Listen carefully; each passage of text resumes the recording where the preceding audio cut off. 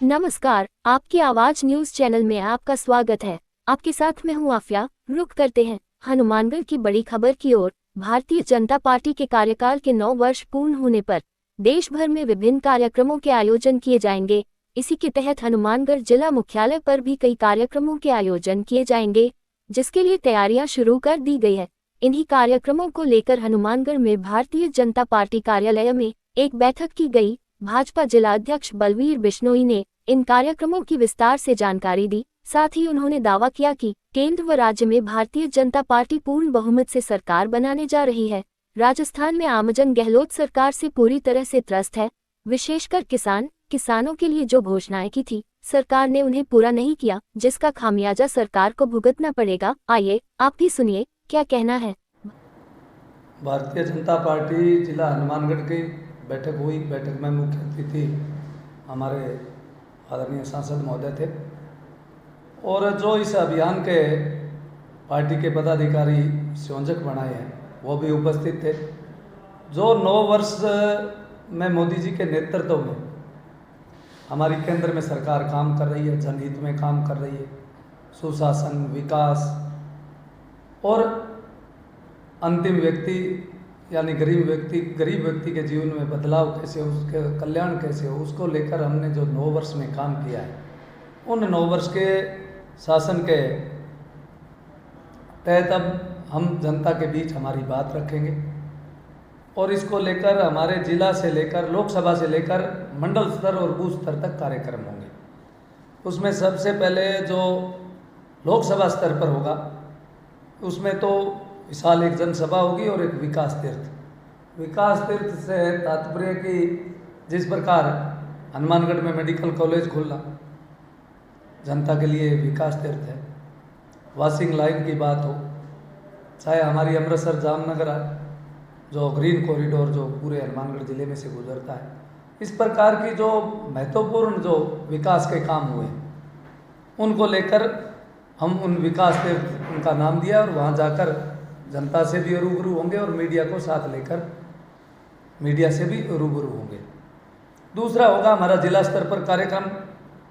उसमें एक तो प्रबुद्ध जन सम्मेलन होगा। उसमें जिले के सभी प्रबुद्ध नागरिक, चाहे उसमें डॉक्टर्स हो, लॉयर्स हो, पत्रकार बंधु हों, चाहे श्रमिक हों, चाहे उत्कृष्ट किसान हो, वह उत्कृष्ट व्यापारी हो, इन सब जो प्रबुद्ध नागरिक जो इस देश का चिंतन करते हैं, जो राष्ट्र हित को सर्वोपरि मानते हैं, इस प्रकार के प्रबुद्ध नागरिकों का हम एक सम्मेलन करेंगे जिला स्तर पर। और दूसरा करेंगे कि सोशल मीडिया। 2 कार्यक्रम हमारे जिला स्तर पर रहेंगे और 3 कार्यक्रम विधानसभा स्तर पर। ये सभी कार्यक्रम 30 जून तक चलेंगे और इसमें हमारे प्रदेश और केंद्र के हमारे मुख्य वक्ता के रूप में हमारे प्रदेश के नेता और केंद्रीय नेता इसमें हर कार्यक्रम में शामिल होंगे। इसी प्रकार विधानसभा स्तर पर व्यापारी सम्मेलन होगा। वरिष्ठ कार्यकर्ताओं के साथ विधानसभा स्तर के जितने भी वरिष्ठ कार्यकर्ता है, पुराने हमारे कार्यकर्ता हैं, उनके साथ बैठक होगी और एक प्रत्येक विधानसभा स्तर पर जो हमारे 6 मोर्चे हैं, उन 6 मोर्चों का संयुक्त सम्मेलन होगा। और अंत में मंडल स्तर पर जो हमारे कार्यक्रम होंगे उसमें उस मंडल में जो लाभार्थी हैं उनका एक सम्मेलन किया जाएगा। 21 तारीख को योग दिवस और 23 तारीख के लिए हमारे लिए जो महत्वपूर्ण दिन कि पंडित श्यामा प्रसाद मुखर्जी का जो बलिदान दिवस है, उस दिन मोदी जी बूथ पर प्रत्येक कार्यकर्ता से चर्चा करेंगे, संवाद करेंगे। और अंत में 25 से 30 में हम जो हमारी कल्याणकारी नीति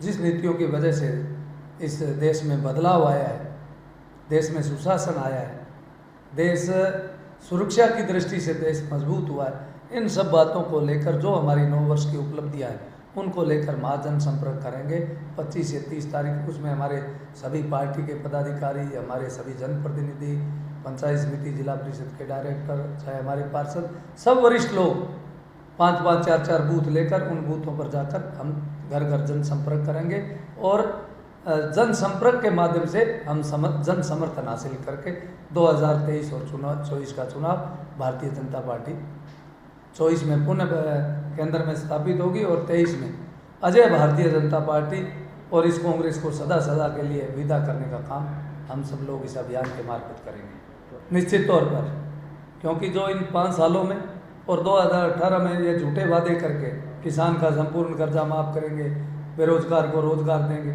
आज किसान को भी ठगा और युवकों के साथ न तो कोई रोजगार दिया न कोई बेरोजगारी भत्ता दिया। उल्टा पेपर जितने भी आरपीएससी ने पेपर कराए सब पेपर लीक हुए। मैं तो कहता हूँ सरकार लीक हुई और युवाओं के साथ बड़ा कुटाराघात हुआ। आज महिलाओं पर अत्याचार में प्रदेश 1 नंबर, दलित पर अत्याचार नंबर 1।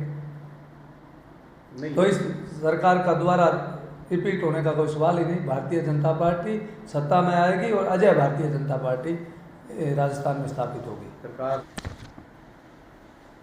राहत कैंप नहीं, ये वोट का जुगाड़ करने वाले कैंप है। अगर राहत कैंप इनको लगाने थे और जनता को अगर राहत देनी थी तो 1 जनवरी 2019 से प्रत्येक घर में 100 यूनिट बिजली फ्री करनी चाहिए थी। इनको राहत देनी थी तो आज की तारीख में जो 80 करोड़ लोगों को केंद्र सरकार मुफ्त में गेहूं या अनाज उपलब्ध कराती है, 6 महीनों से गहलोत सरकार ने उसको बंद कर दिया। बिजली है नहीं, ये कह रहे हैं 100 यूनिट फ्री करेंगे। तो 100 यूनिट फ्री करनी थी, उज्ज्वला का पैसा देना था तो 1 जनवरी 2019 से देना चाहिए था। अगर राहत देती है तो 2019 से देना चाहिए, जितने भी दिए। दूसरी बात, महंगाई से राहत कैसे पाओगे? डीजल पेट्रोल राजस्थान, पूरे देश में राजस्थान में सबसे महंगा, और राजस्थान में हनुमानगढ़ गंगानगर में सबसे महंगा डीजल पेट्रोल। भ्रष्टाचार का आलम ये, कैसे ये पुनर्स्थापित होंगे? गांव के गुआड़ से लेकर शासन सचिवालय तक भ्रष्टाचार की भेंट चढ़ाए बिना कोई फाइल आगे नहीं चलती। आप पंचायत पर देखो, चाहे नगर पालिका नगर परिषद में देखो, किस तरह ये बंदरबाट कर रहे हैं, किस तरह लूटने का काम करें। कितनी बेशकीमती ज़मीनी शहर को इरिगेशन विभाग ने जनता के हित के लिए इस शहर को उपलब्ध कराई थी। उसमें किस तरह की बंदरबाट करके इन्होंने प्लाट काट कर अपने चाहतों को किस तरह के प्लाट इस नगर परिषद और यहाँ की स्थानीय सरकार में बैठे लोगों ने किया। किस मुंह से कह रहे हैं कि हम दोबारा रिपीट होंगे? हमने तो कभी सरकार तोड़ने का, हम तो सरकार तोड़ने का काम 70 साल में कितनी बार इन्होंने 356 का दुरुपयोग किया। अब इनका ही पायलट कभी भागता है, कभी भागता है, कभी वापस आता है। बीजेपी का तो इससे कोई लेना देना नहीं। जो इस विचार के साथ कोई केवल पद प्राप्ति के लिए भारतीय जनता पार्टी में जगह नहीं, जो एक विचार है भारतीय जनता पार्टी का, चाल चरित्र चेहरा समर्पण निष्ठा और राष्ट्र सर्वोपरि, वो लोग भारतीय जनता पार्टी में आए। केवल पद के लिए कोई भी पार्टी में आता है तो उनके लिए पार्टी में स्थान नहीं है। उनका वो आंतरिक मामला था। हम तो पहले से ही कह रहे थे कि ये राजनीतिक ड्रामा है, लोगों को गुमराह कर रहे हैं। गहलोत कह रहे हैं हमने किसानों के संपूर्ण कर्जे माफ़ कर दिए, बेरोजगारों को रोजगार दे दिया, नौकरी दे दी। पायलट साहब कह रहे हैं कि न तो किसान का कर्जा माफ़ हुआ, न कोई बेरोजगार को रोजगार मिला, पेपर लीक हुए। दोनों वही तो उठा रहे हैं सवाल। तो अगर पायलट साहब आज भी उस बात पर कायम रहना चाहिए, समझौता किस चीज़ का? जांच होनी चाहिए ना पेपर लीक हुए उसमें। नहीं, वो तो सब इस देश में सब लोग स्वतंत्र हैं, अपनी विचारधारा अपनी अपनी सब लोगों की है। तो हनुमान जी की भी विचारधारा स्वतंत्र है, वो अपना कोई दल बनाए, कोई चुनाव लड़े, कोई।